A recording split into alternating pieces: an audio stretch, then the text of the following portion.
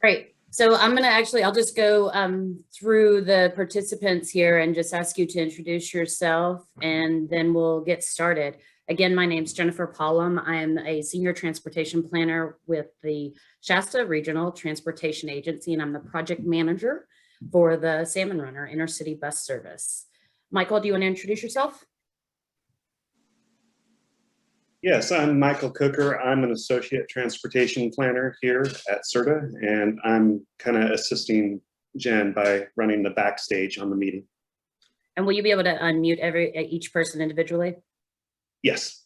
Okay, thanks. Well, we Dan. ask them to unmute, and then they have to unmute themselves. But okay, got it. Thanks. Dan, do you want to introduce yourself?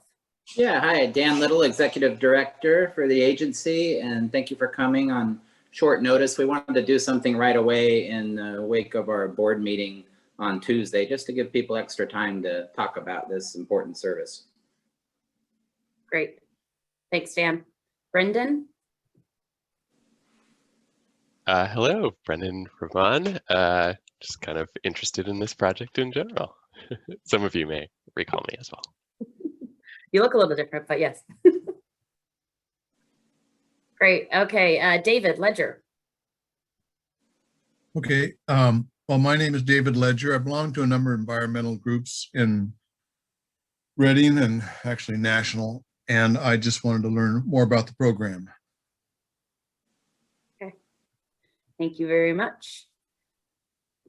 Are these jumping around? Hold on.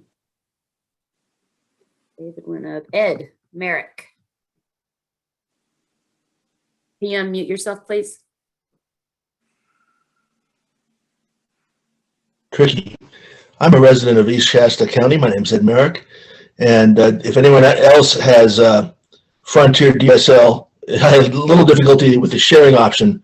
So Jennifer, if you'll check your inbox, I sent you an email with a direct link that I thought would be useful for people to look at. So anyways, I can, and I will talk about that later. I've actually got it. Okay, great. That's oh, thanks. Okay, let's see. And if we can get Jeff Schwein.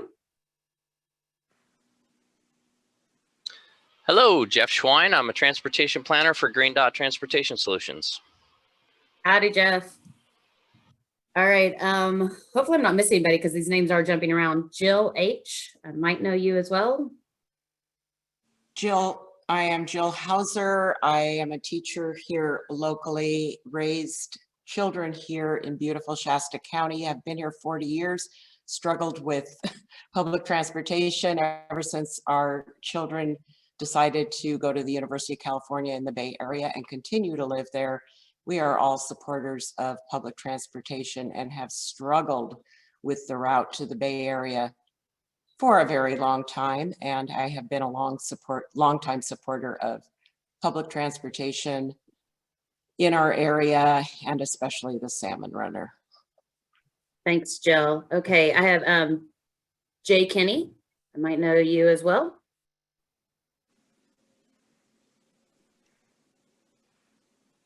Is that John? John, you'll need to unmute yourself. Yeah, okay. I'm just listening. I'm curious after the presentation at the board meeting the other day. I'm just following along. Okay, great. Thanks, John. I appreciate it. Kathy Gray. Hi, my name is Kathy Gray, and I actually work for Caltrans, and this is a grant through our office. But one of the other reasons I'm listening today is my son is interested in going to Butte College.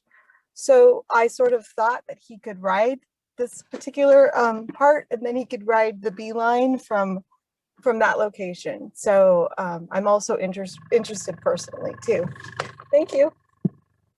Thank you, Kathy. Marcy Gonzalez. Hi, I'm Marcy Gonzalez. I'm a regional planner with Caltrans. Thank you, Marcy. R. Hauser.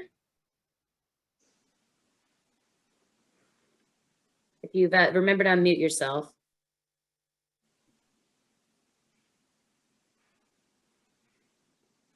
Right. Right. That makes me unmuted. Okay. Yeah. Jill, my partner, Jill, has expressed it very well. We're very disappointed that Reading is not provided with proper transportation connections to the obvious major urban centers to the south. And it's been a struggle all along. The fantasy of air travel between here and the Bay Area is should be dropped, and we should focus on technology on the order of the Salmon Runner and train, and the development of a train corridor. I just recently, I forget what country it is in Europe, made it or eliminated all air travel below, I think it is 200 miles, something like that. That's where we should be. It's ridiculous to be putting any energy into trying to make air connections between here and Sacramento or the Bay Area. The only reason for a connection between here and Sacramento by air would be to transfer on and go to other parts of the country, perhaps, but that's it. So between here and the Bay Area, and between here and Sacramento, we've got to focus on the development of Salmon Runner and train technology. That's mine. Great. Thank you. I think that's Randy, right? That's right, Randall Hauser, Okay. yeah. Yep. Okay, and then I think the last person I see on the list is Eric. Eric, and if you can unmute yourself. Eric is on a regular landline or cell line for a feature phone. I think it's *9 to mute and unmute. That's raised hand. I think we can, I have the right to, I can, I think I just saw how I can unmute him. Hold on. Let me try that. I thought maybe he had to do it on, yeah, he has to do it. Otherwise they want to eliminate eavesdropping. So. All right. Can you hear me now? There you go. All right. Technology's amazing. 3 different ways to keep a guy quiet. Right. So I'm Eric Lee. I'm with All West Coach Lines, another transportation company here in the Sacramento area. Great. Thanks, Eric. Glad to have you here. Thank you. All right. So again, if you saw the, oh, Michael, if you can mute it for anybody, and then maybe send them a chat if they come on late, just to let them know that we've already gone through introductions. Thanks. Sure. So if you received an invitation to this or found it on our news flash on our website, we wanted to just do a quick overview of the project and leave the rest of the time open for questions and answers. So we'll go through questions and answers by raising your hand, if you can do that. And that literally means not like this, but there's a raise hand function in the Zoom app. And it looks like even Eric's able to do it from a telephone. So I think everybody else that's on a computer or a smartphone, tablet will also have that functionality. If you don't, wave us down somehow and we'll get to you. Yeah, real quick, Eric, it's *9 to raise your hand, and it's *6 to mute and unmute. Thanks, Michael. Okay, so again, we're going to talk about the Salmon Runner bus service between Reading and Sacramento. And now I have to get my screen to advance. Okay, so I just want to start off with this being the fact that this is the North State Intercity bus service. So Reading to Sacramento is one portion of it. We're looking at many other connections and working with the Caltrans Division of Rail and Mass Transportation on bringing the different services into the region. So you can see that on the black lines in this map on the right show areas that already have service. And then the orange and green lines are areas that we are working on getting service to. The first one kind of being that I-5 corridor between Reading and Sacramento. So that's what's blown up over here, Reading to Sacramento. In addition to that, this is an older map even, and already there's been changes. So Arcata down to Ukiah, there's connections through there. There's connections from Clear Lake down to Napa. So the North State and my colleagues in the North State are working hard to bring public transportation intercity connections to this area. And if we have time at the end, we can talk about rail service, or if somebody raises their hand and wants to talk about that, but definitely I have updates on that as well that we can discuss. The project has been going on for quite a long time. This is a screenshot that I took from our website. The website is down at the bottom of the screen. We did a study. We did an initial feasibility study and action plan. We did a business plan. Jeff Schwein, that's on the phone call here, participated in that along with my colleagues. We've submitted numerous grant applications for both capital and operating funds for this project. And you can see several of those documents here. And I'm also happy to expand on those. I think the one point that would actually be the easiest thing if you need a really good background on this project is to look at our most recent staff report that went to our board on Tuesday, this past Tuesday, April 27th.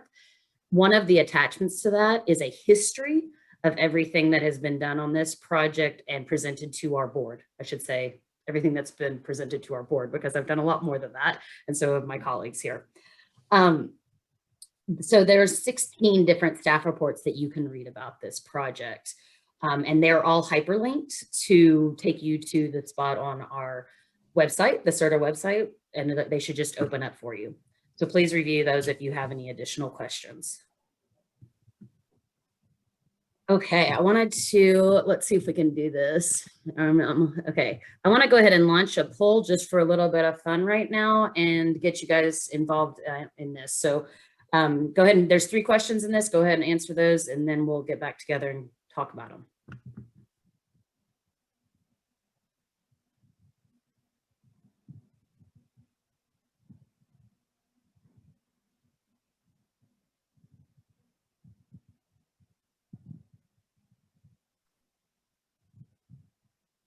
Michael, can you answer? Because I'm not seeing that anybody's answering the questions yet.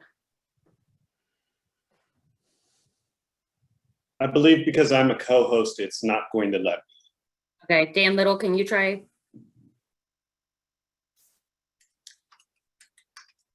Yeah, I've been filling it out. I did the first 2 questions, Jen.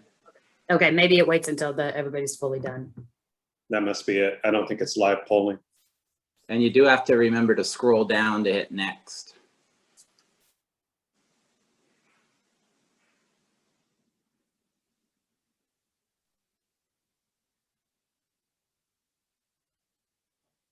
The last question, Jen, I think there's a typo. It should be, what do you need to get to Salmon Runner stops? Or no, what? Oh, why? Okay, never mind. I see it now. Why do you want to use the Salmon Runner? Mm-hmm.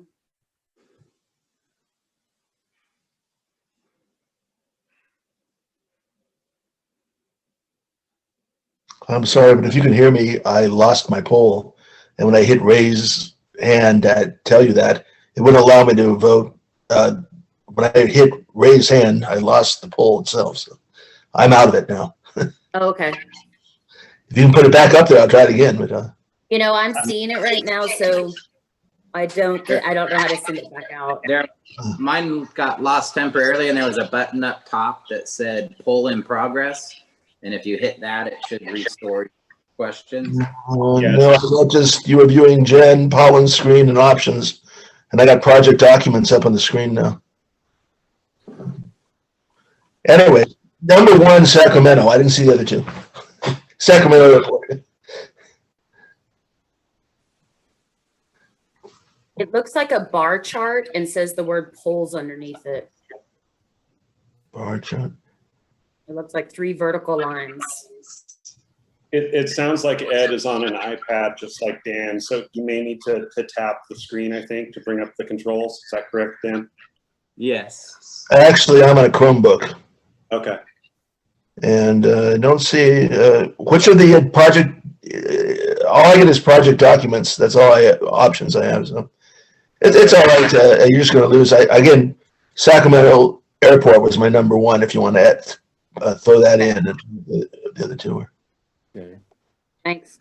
I'll give it just 7 more seconds. That'll have given us 3 minutes to answer these 3 questions.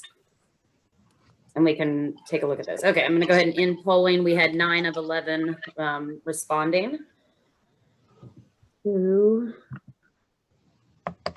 me see if I can get in there and show the poll now.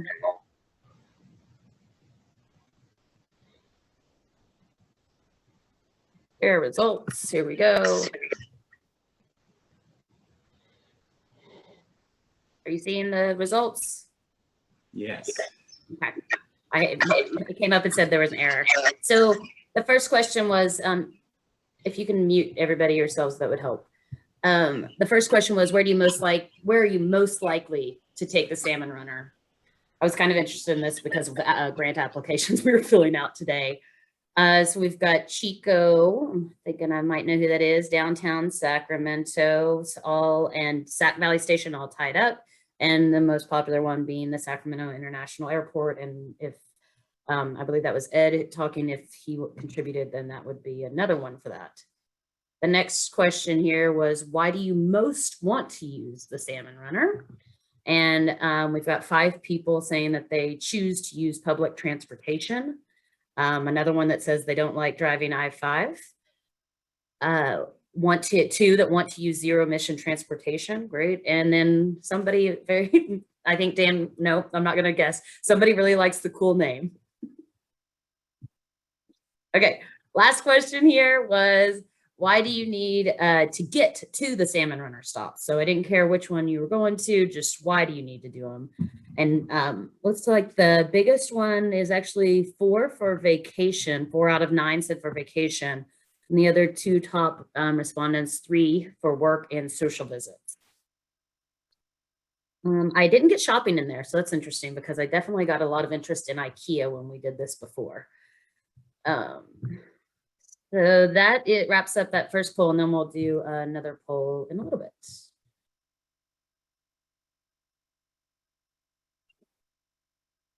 All right. So right now, I just want to open it up to questions, actually. And if you can raise your hand and any questions you have about the Salmon Runner service, we'll go over those. And then I'm at some point going to break in and we'll do another fun poll. And right now, I don't see any hands raised. Without hands raised, I can talk about this project for a very long time. Oh, people can just go ahead and unmute themselves. This is a little different than our board meetings. So. Okay, great, thanks. Jeff, go ahead. All right, I just unraised my hand. I was going to let other people ask questions first, but I did have a question. So Siskiyou County is interested in a connection to Redding and further down the road to the Sacramento International Airport and downtown Sac and connectivity beyond. So I was just wondering what the status of the feeder lines might be. We are developing in Siskiyou County a short-range transit plan right now and going through our vehicle inventory needs and route planning. And so it's a really good time to have a discussion about that. And Jen, happy to have a discussion offline because I do know that that's something a little bit different, but you know, just the feeder lines in general, I just wonder what the state of that is. Oh, you're muted, Jen. Did that so you won't hear barking dogs. So feeder lines, that's an important concept. So the I-5 corridor between Redding and Sacramento is the main line. And you can call it the Salmon Runner. We might end up using Salmon Runner for more stuff as well. But I-5 to Sacramento, main portion of the line. That goes through, starts in Shasta County, goes through Tehama, Glen, Colusa, really YOLO, and then Sacramento counties. But, you know, for the North State, it's really the Shasta, Tehama, Glen, Colusa. Well, we want to get other counties in onto that I-5 corridor, the fast express service down I-5. And so we've used that term feeder lines to discuss that. And when we originally applied for the Transit and Intercity Rail Capital Program that we were awarded capital funding for, we also applied for several other feeder lines to get buses. So this is just capital. For those projects. So we applied for the Siskiyou feeder, a Shasta urban feeder, which would serve Shasta County outside of RABA service times or going to specific locations of high ridership. The North Valley Feeder is what we called it. It's a Valley Feeder service that would connect Tehama, Glenn, Colusa, and Butte counties to get people over to Chico, and Chico into the I-5 corridor as well, and a lake feeder. So we had 4 feeder lines that we applied for buses for funding for buses. We were awarded funding in that grant application for the I-5 corridor buses and for buses for the North Valley feeder connecting basically over to Butte County. We were not awarded funding for Siskiyou Lake or the Shasta urban feeder. We have, we did go back later to do a second grant application in conjunction with and in coordination with Lake County, and we were not awarded funding for that. So we still don't have a lake feeder capital funding. And then with the Siskiyou feeder service, I think that's, you know, where because you guys are showing interest in it and want to coordinate with us, we'd be happy to do that. The operating opportunity grant applications are due tomorrow. One of the large opportunities. And then the for capital funding, we would need to look into that, like what, you know, your needs are. What was the funding source that you guys applied for with Lake for infrastructure? The TIRCP, so Okay. Transit and Intercity Rail. I'm going to say it for everybody else, sorry. Transit and Intercity Rail Capital Program. Otherwise, I'll start using acronyms and abbreviations all over the place. Okay. So that's the same funding source that we got the $8.6 million for capital funding for the I-5 corridor and the North Valley feeder. Great. Well, thank you for that. Yeah, Siskiyou is very interested, and we can talk about how we would coordinate with you guys and the service down there and the program. Just, you know, this might be a hard question to answer, but when do you plan to begin operations? Great. I will answer that question, and then I'm going to let Jill, I saw had her hand up, but she did take it down. So we'll see if Jill still has a question. So operations for the service are going to, our board just approved on Tuesday, the releasing a request for proposals for operations. And we hope to start that in this fall. And Jill, go ahead. Yeah, I have a couple of questions. One is there any pressure from the airport agency to not allow this to go forward? Do they feel at all threatened by the fact that this would actually take people to the Sacramento airport? I think that, let's see, are they, I think that they're concerned about communicating to the airlines that are coming into the city of Reading Municipal Airport, that they're supportive of a service that, you know, that really highlights and amplifies Sacramento International Airport. We don't want to say that this is an airporter service. So we're not using that language to talk about this service. It is stopping at both terminals of the Sacramento International Airport. But there hasn't been pressure from them to disband this or to slow down our ability to get the Salmon Runner.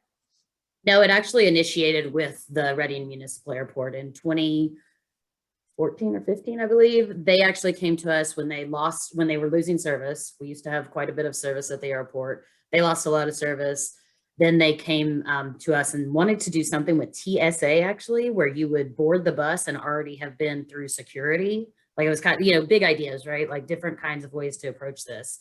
And so they recognize that need, and also the need that if anybody has flown in and out of San Francisco has seen the cancellations. So an opportunity for people to still get to Sacramento or San Francisco, but not have, you know, if their flights are canceled and they have to either stay in San Francisco or in Reading extra time. Personally, I've had to drive my sister. She's had to change flights, and I've had to drive my sister to Sacramento several times. Okay, and then my second question has to do with Biden's infrastructure plan. He's calling for $80 billion that could transform our passenger systems. I realize it's Amtrak, but has there been any advocacy by our elected officials to recognize how important it would be to have that and to demand that we are part of that $80 billion in the form of good public transit, be it Salmon Runner, be it Amtrak, but good public transportation between Reading and major urban centers. No, not that I know of. I don't know of elected officials that have directly reached out to about the pending infrastructure act. Dan, do you know anything different? You've talked with offices more recently. Yeah, Jill raised two really good questions. I want to speak to the first one too, because that's kind of my pet peeve, if you will. In February, we had a long discussion at our board about that, because initially, Jill, there was concern about that we're taking rides from the Reading Airport. And that was when Reading Airport was struggling more with just, one carrier and one destination. But since then, I think that's evaporated and it comes and goes. Frankly, it's kind of a knee-jerk reaction, but when you really think it through, if it's convenient to fly out of Reading, or it's $19 to go to Burbank and people feel that way, they're going to fly out of Reading. They're not going to say, oh, I'd much rather hop on a bus for 2.5 hours and pay $20 and do it that way. So what we're really doing is what we're taking away people driving their automobiles to the airport, or people who can't get to the airport. And when you really think it through that way, I think now the elected officials really see the logic that, yeah, this isn't going to take away a lot of trips. On the other one, besides, I think you're right. I think the time is probably right now to work to at least write some letters to support the thought of, or maybe even the implementation of, daytime service to Reading. I think it's a long shot. I think I might have shared with you, Jill, maybe I didn't. There was a map of Amtrak saying, here's what we could do with $80 million. And they had maps of new corridors and expanded service corridors. And of course, we weren't on that map. So, and there were other higher population areas that probably get more ridership, but it never hurts to make our voice known. But beyond that Amtrak funding, there will be extra funding for other grants that we're tapping into now, where hopefully we can get more funding for these feeder services, more service besides the 2 round trips daily we're proposing. Ultimately, we want to do at least 4 round trips daily. And so we're hoping for more funding. A lot of people are in a wait and see mode. So if we don't get ridership on this, if people aren't using it, it's going to be tougher to get funding. On the contrary, if we got buses full of 15, 20 people a trip, I think it's going to be a real no-brainer to get funding from the state to continue to support us. I'd like to put in chat, propose to people, how many have attempted to use public transportation between Reading and Sacramento, or Reading and the Bay Area? I'm just curious. You could either Michael, can you do that? Or a slam chat on that. Because it's which comes first, the chicken or the egg. If you have been on that excruciating, if you've had that excruciating experience, you're not going to ride. It's going to take a while for the Salmon Runner to catch on. Do we provide excellent transportation? It's going to take a while for people to realize how fantastic that is. Right now, the mentality is about 3 a.m. track or ruling trip to the area via Yuba City and all those small towns. You arrive 8 hours later and you're just burned out. It looks like we can't generate polls on the fly. Sorry. I was actually just wondering if you could throw it up in the chat. You can just slam chat it. People can just say, yes, I've done it and it was an excellent experience, or yes, or no, I've done it, or yes, I've done it and I may never do it again because it was so, I don't know what to use, exhausting, inhumane. That's my experience. Okay, thanks, Jill. Okay, it looks like I'm looking to see if we got any responses to the question. Pretty sure we also provide comment, yes, comments. Yep. So yeah, Michael typed in there, please describe your experience trying to take public transit to other regions. And everybody's welcome to respond in the chat there. All right, so as you're typing in that. I'd like to comment. Can you, 1 second, Randy, if you can get to Ed first and then we'll come back to you, okay? All right, and what does that mean? get to Ed first. We're somehow getting feedback and people need to be on mute. Okay. All right, Ed, go ahead. Well, I just typed in, but it said I'm a 3-time Amtrak survivor to the Bay Area. And it is almost hard to believe how difficult it is to get there. And getting to the train at 3 a.m. and even finding out when it's actually going to get there can be a problem. But anyway, but my question was again, speaking yesterday, you and the supervisors were describing a bus, which I think is exactly what I sent you that email. So I was just going to suggest it might be possible for you to show that. It's only a minute and a half, I think, Jennifer, that I sent you by email. I don't want to ruin something. So let me start this next poll, everybody, and we'll just take 2 minutes. Oh, I say eventually. Okay, great. I will. Okay, I'm going to mute you, Ed. And then I'm going to start this poll. It should be the second poll. So I'm seeing if I can do poll 2 here. Okay, there's 3 questions in this one too.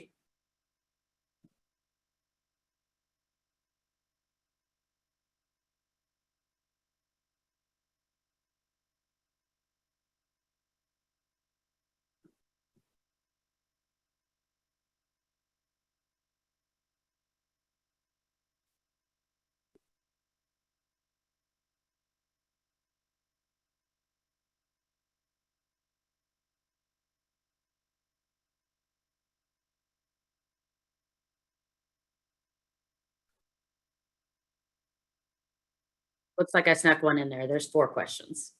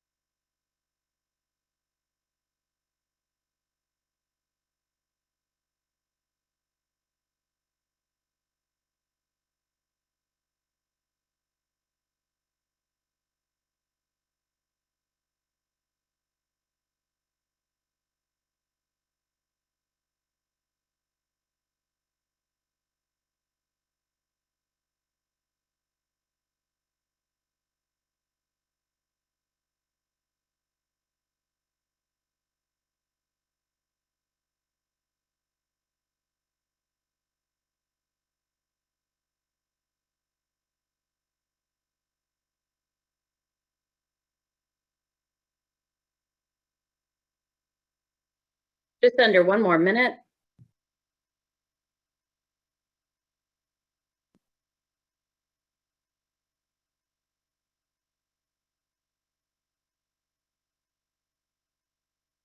Oh,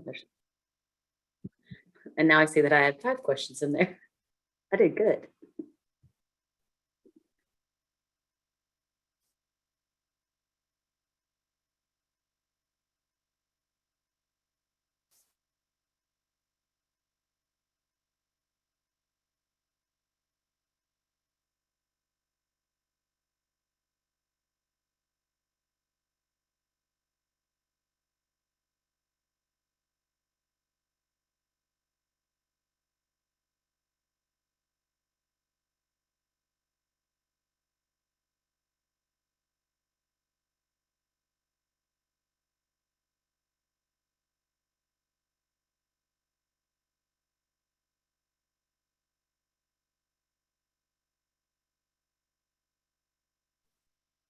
All right, can everybody see the polling results?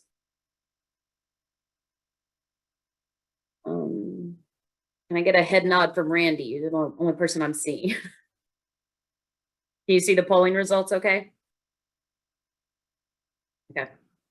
So we've got Battery electric, which battery electric, thank you, Jill, bus manufacturers have demonstrated their vehicles in Reading? The answer to this is that 4 have. They are BYD, brought their C9 vehicle here. MCI brought their converted, it was a diesel vehicle that they've converted to battery electric. Green Power brought their double-decker bus here that was on its way up to Vancouver. And Proterra, that is the Reading Area Bus Authority, our local transit system, has a single Proterra bus that is in operations. And I'm going to quickly show some of that. This is what I think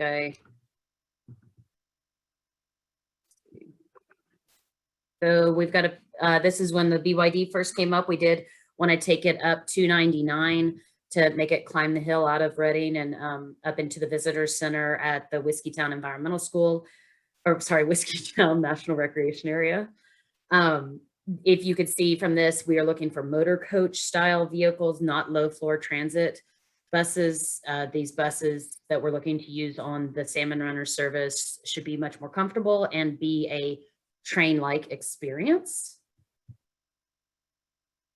The zero emission Green Power bus that came through was a double-decker bus, as I said. It's going to be used, I believe, for transporting people off of cruise ships, but we thought that that higher level might feel better than people possibly, you know, traveling down low in a low floor bus next to semis and whatnot. So that we thought that we considered the possibility that a double-decker bus might also be comfortable for people to make the 2.5, 3-hour trip down to Sacramento.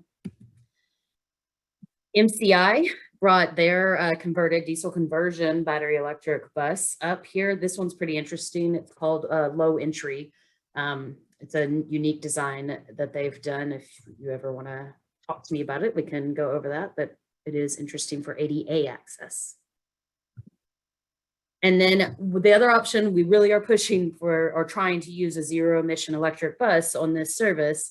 And we asked Reading Area Bus Authority if they would take us on I-5 between Reading and Red Bluff to test their low floor bus on I-5 and to see how it felt. What did it feel like for a rider to be on a normal city urban bus on Interstate 5? This is actually at the Red Bluff stop location. And I snuck between all these buses. I'm sure the drivers hated me, but the Rabba bus is out there in front, the blue one, the Trax bus in between, and then the Amtrak bus was actually showing up there at the same time. So fun picture. And okay, that's that. So I'm gonna stop sharing, but I did want you to know that we have been bringing different buses to be demonstrated up here and trying them out on different grades and on I-5. So if you're seeing the poll results still, the second question, just for fun, was what kind of aircraft first flew in Reading? My colleague Michael helped me with this one, and it was actually a hot air balloon in 1872. 86. 88. Oh, I thought you said 70. Okay, 86. The train was 70. Oh, gotcha. Okay, so, sorry. 1886. Thanks. All right, let's see if you guys knew this question. What are the 3 intercity rail services in our state? Very, let's see. Okay, so they are actually the ones that are funded through the state are the Capital Corridor, the San Joaquins, and the Pacific Surfliner. The other ones are either commuter rail services or I think they're all commuter rail services. The Coast Starlight is actually a federally funded project. So it's not a inner city rail service. It's considered a long distance service. And that is the one that has been referenced here about it arriving at 2 and 3 in the morning, whether you're going north or southbound. So again, the 3 state funded inner city rail services are the Capital Corridor, the San Joaquins, and the Pacific Surfliner. Okay, is there true or false intercity transportation between Reading and Red Bluff? It is true, actually. The Susanville Indian Rancheria occasionally, not daily, travels between, they come from Susanville and they stop both in Red Bluff and in Reading. Possibly Greyhound when they are up and running is another option, but for something that is more timely, I would say that in Susanville Indian Rancheria does provide some service. And this question, actually, I don't know the answer to all of it because today, I don't know which ones we can get to, but San Francisco is correct. Los Angeles is correct. Sometimes I don't know if that's still true right now. We will have Seattle, or we have Seattle now with, if anybody knows the correct answer here, you're welcome to yell it out. Burbank, we know, is the Avelo one that for $19 that they talked about. So, and the other ones were the ones that came to mind for me. I'd heard Denver before as well. Reno was kind of a joke. All right.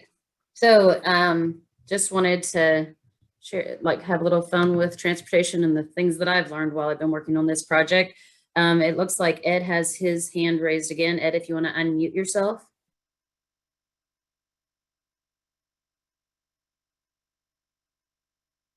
I'm sorry, I do not mean to have my hand raised. Okay. I don't know what happened. I still had the same question last time, but I didn't do anything. Okay. About you want me to, if anybody else wants to speak before I pull up, I can explain what Ed's talking about. Does anybody else have a question? So the one question that I had in that pool mentioned, Ed, do you mind muting yourself? It's kind of I'm getting feedback. Thanks. So the one question about what battery electric vehicles, buses have been demonstrated in Reading, the one that said ABC Companies Van Hool, that is a potential. They have not come here and demonstrated their vehicles. They are actually under contract to do employee shuttle services with companies in the Silicon Valley have contracted with them. It is a Van Hool bus, and it has a Proterra battery pack in it. So if and when we could try those out, we would be interested in it. I still think that with our problems with battery electric that we found are the ability to go, 65 miles an hour in both heat and cold, having air conditioning and heating on. The life of the vehicle, like it might work on day 1, it might work on day 201, but as the batteries degrade down to their warranty capacity, either the two that proposed to us, 70 and 80%, they are not going to make it for the 170 mile round trip between the going to the different stops and the depot locations.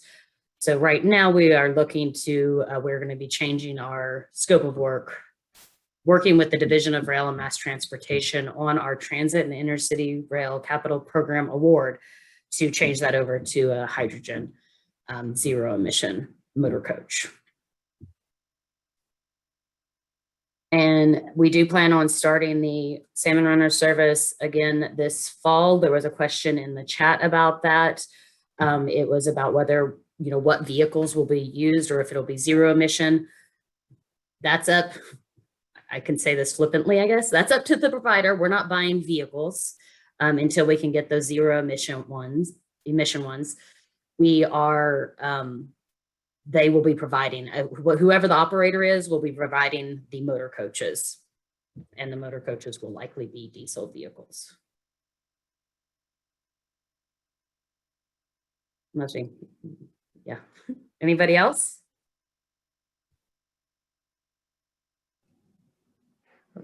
I'd like to comment just in a general way. The notion of zero emissions and electric bus technology and so forth, it's great, I think, and if it attracts funding, and that's what's needed to attract funding, great. But I think the discussion went earlier to the matter of dependence and a show of a demand for this service, and the thought that, well, the existing system like the Amtrak, whether the Amtrak offering right now, does the level of utilization of that service indicate demand of any sort? So, no, because it's non-viable. You know, in the startup industry, there's a phrase, minimum viable product, and it's used more from the standpoint of the business introducing a product. But in this case here, it's, you know, minimum viable experience, maybe a better term.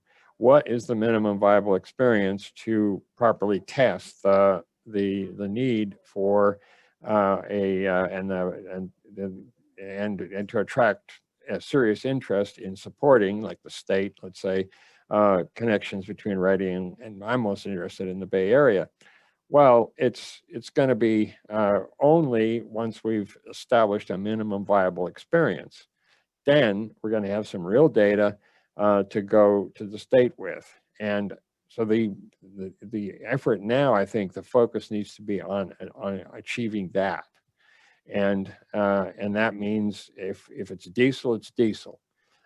Make the service happen at opportune times, at proper times, and so forth, and frequently enough, such that we have we develop dependence.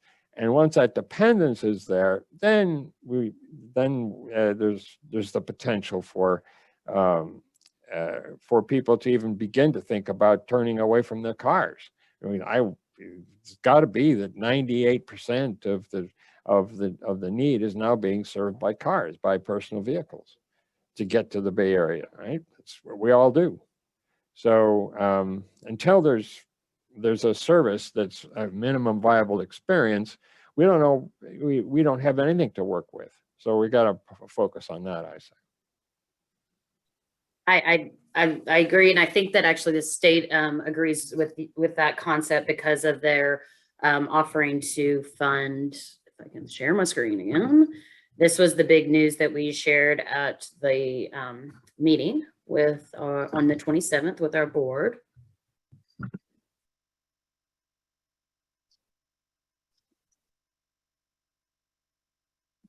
Was that they've committed, without it being zero emission, they've committed with this state rail assistant bus gap funding that we didn't get the award. The Caltrans Division of Rail and Mass Transportation was awarded this competitive funding that was statewide.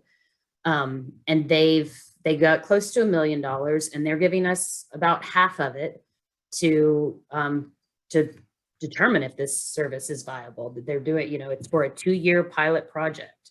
So they want us to, you know, show that there's a need on the I-5 corridor. Access for them is important. So the fact that we're picking up Glenn and Colusa counties as well on our service, you know, eventually Siskiyou, hopefully Lake, you know, we're bringing in greater access to the rural parts of the state. That's part of it, because right now that Amtrak bus goes down through Chico, and that is going to continue. We are likely, you can see here that the San Joaquin Joint Powers Authority is also contributing $200,000 annually to the operations of the service. And that's because they're cutting their service back. And as they still have 2 round trips a day on their throughway bus up to Reading, and they're going to cut that back even further once we show that we can serve the rail ridership with our bus. So I think, you know, and I will say, like the San Joaquin JPA and the Caltrans Division of Rail and Mass Transportation, they work closely together. So, you know, as one goes, the other will.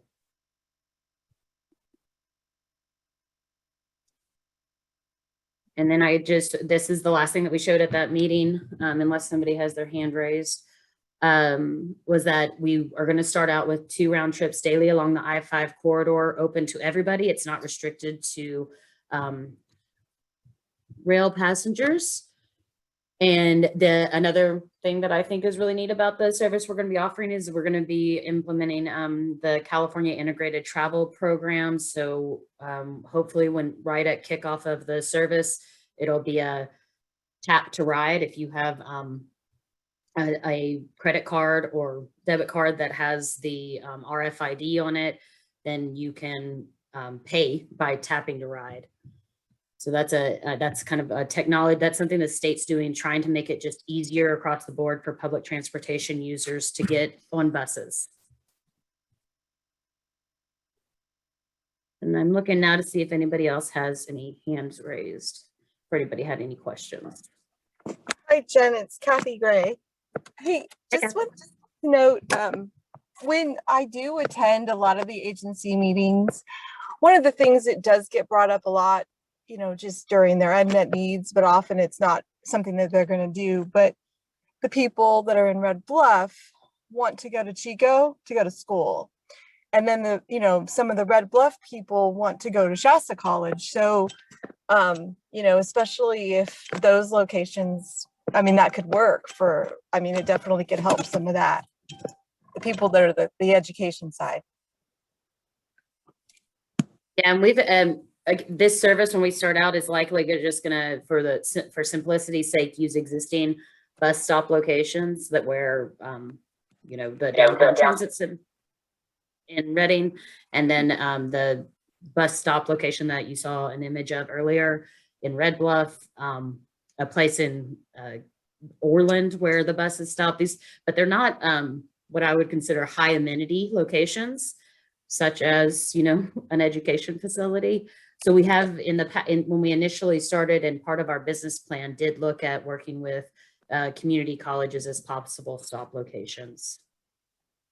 Awesome. Because they're yeah.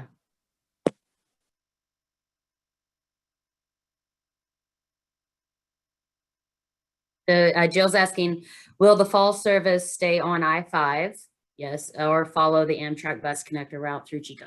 We're going to run both services at the same time, not us. So San Joaquin's San Joaquin Joint Powers Authority will continue to run their 2 throughway buses that they have that go through Chico, and they'll continue to run them to Reading and Red Bluff. Independent from that, SRTA will be running a service along the I-5 corridor. As we show viability and hopefully we receive more funding, or the state is showing support for it, the San Joaquin JPA will likely cut their service completely and stopping at Chico. Chico would be their northern terminus, and we would likely at that point, if we received additional funding, be able to pick up additional round trips along the I-5 corridor. It is 2 minutes to 5, and I wanted to, if nobody else has any other questions, I can, at the end of this, just show that video that Ed sent. It's about the Van Hool bus that I want to make certain people get their questions answered. Ed, if you have a question, go ahead and unmute yourself. Oh, I'm sorry. The video is not about a Van Hool bus. It's a 55 passenger motor coach. Okay. Made by Okay, I think when I opened it, it was the Van Hool example, but I'll look at it. Okay, so I'll go ahead and share my screen and get that going. And please feel free. I love talking about this project, so please reach out to me. My phone number and email were attached to the invitation to this. And Michael, if you could put that information in the chat, I would happy to talk more about this. We weren't able to get to rail service, and I do have additional information on that because we are participating at the state level on updating of the 2018 state rail plan. And we're working also with Butte County on that, so they are looking to get rail service up to Butte County in sooner than they get it to Reading. And with that, I don't see other hands raised, so I'm going to go ahead and share my screen and I'll play that video.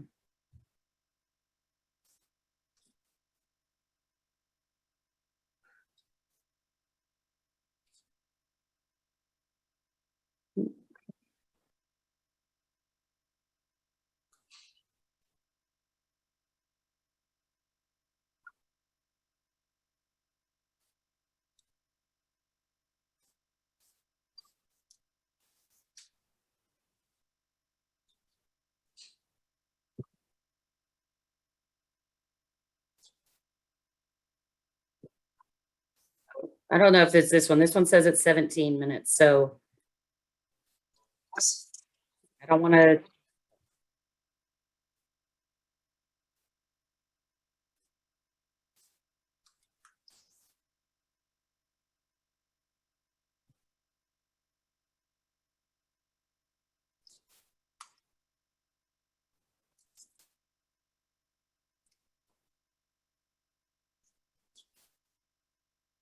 I'm sorry, I was on mute. In case you didn't hear me, you played the last few seconds of the 90-second video at the beginning and then went off, and it's a previous video. So I don't know if you can go back to your previous, refresh, open up the email I sent you again, and I clicked on this from the video, from the email. all right. Well, again, when it starts to play, hit refresh, and it should take you to the beginning of the video. That's it. Hit refresh. Oh no, I can't explain why YouTube isn't working for you. It's a one. Jen, hit pause. Yeah, there you go.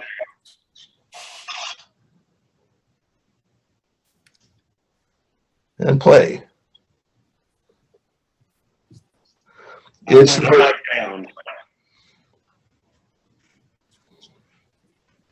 you guys seeing the video? We can share it in the chat. Yeah, Jen, the video is really jumpy and there's no sound. I'd suggest posting it on in the interest. Yeah, I'll just throw it in the chat. But I think it's should probably do the same thing. It seems like it's the van. I mean, it looks like it's the Van Hool. Aren't you seeing the CX-45E right now? Yeah. We're seeing it, but I don't think any audio is coming through. I stopped it because it was jumpy. No, but I mean, it's not a van. It's a full-size 40-foot bus. It uses the Proterra low bus drivetrain. It's a joint venture, so it also has 310 miles of range with a large battery. It's luxurious. If you can play the video, it shows a luxurious interior. I'm talking now just because you can't see me in the plane. It actually shows the luxurious interior and all the accoutrements of the premium, European bus experience there. So yeah, well, definitely. That I imagine if right now we also, I'm going to stop us here soon, but we work across the state with different colleagues. So anybody that's not muted, if you could, because I don't know if you guys are getting that bad feedback. I'm sorry, I'm not muted. That's me. And Michael, maybe. Nope, it looks okay, Michael, now. So we are working across the state with colleagues. So the Santa Barbara Santa Barbara County Association of Governments, an agency similar to us down there. They receive funding similar to us for coach style vehicles. They don't have to meet as long of a range as we need to meet, but they do have other issues. So they have put out a request for proposal right now. And if they were to get a response and it's different than what we did receive the Van Hool, or it's actually ABC companies, but it's the Van Hool Proterra partnership. If they've come back with something different than what they had before, we'd be willing to test it against the modeling that we do. We are participating on that RFP. Hey, Jen, I just wanted to add, because I think it's an important point, that these, and Ed, yours seems to cause the most interference. Mute yours for a minute. Thank you, Ed. It's real important to note that, a lot of manufacturers are going to claim 300 miles or whatever. That's under optimal conditions. I don't know if you ever bought the little two-way radios to talk in, and it says on the little package 60-mile range under optimal conditions, and then it won't go 3 city blocks. And we've worked directly with the manufacturers. We did a request for proposals, and we've looked at real world conditions with those manufacturers, and even they are aware that the buses would not meet the range needs that we have comfortably. And so, yeah, we know there's buses out there that say 300 miles, but we also know through independent testing and a whole lot of legwork that the buses with the technology as it stands now, maybe it'll change, do not have the range. And even the fast chargers, unless we stopped for a very long time and could afford the fast chargers, they're still not going to get us there unless we sit for a long time and wait. And that's assuming we even had the money to buy the fast chargers. So that's kind of the the spot we're in, but we're still committed to zero emission service. That's all the grant can be used for. And we think hydrogen is the long-term solution, and we'd like to pursue that, because if we can get a hydrogen motor coach demo project, that will have application across the globe, really. And it's funny that little Shasta County might start it, but that might be the way it plays out. Anyway, I just wanted to make that point, Jen. Thank you. And there actually is another good point there throughout all of this. So we're going for a coach vehicle for the train-like experience. Also, the funding that we receive for operating requires us to be able to carry luggage. We also want to carry luggage because, as you saw from the poll, so many people are interested in going to the Sacramento International Airport or on vacation. So they're going to have luggage with them. We need to be able to store luggage. Coaches, diesel coaches, store luggage quite well underneath them. Battery electric coaches use that space to store their batteries. So you take up, you're removing every time the larger battery pack you add, the less storage and luggage space you have underneath the bus. We don't know what's going to happen with hydrogen on that front, but that's why we kind of want to do a study on that, like to do a prototype vehicle and make it so that it could be a benefit to the state. All right, I'm going to take this one last question, hopefully, and then we'll call it a day. And then you're welcome to reach out to me anytime. Okay, Ed, go ahead and unmute yourself. Again, you can search other sites for the same bus model if you can't seem to view the video. That bus is a coach style. It has luggage space. It is actually a conversion of a very respected bus manufacturer's coach using the Proterra drivetrain. It meets all your specifications for range. I'm quite aware of the effects of weather in battery electric vehicles, and I'm particularly aware of them on this corridor, as I've been driving this corridor in a battery electric vehicle for 10 years now. So I understand battery degradation. I understand all those points, and I just want to bring about that bus is a new bus. If you were looking at the facts 2 years ago, maybe your argument makes sense. I'm just saying you should look at the buses that are available. That they've started deliveries of that exact bus in the United States already. So yeah, we'll see it. We'll see if they reply to that SBCAG and see what SBCAG's modeling does on the Santa Barbara County Association of Government, because we are part of that RFP. So I think we're going to call it good on the day. Thank you guys for hanging in there with me. And please know I'm excited about this project on both fronts, and I'm happy to talk about it anytime. So please feel free to reach out. Thank you so much. And I'm going to end the meeting now. Thank you, Jen.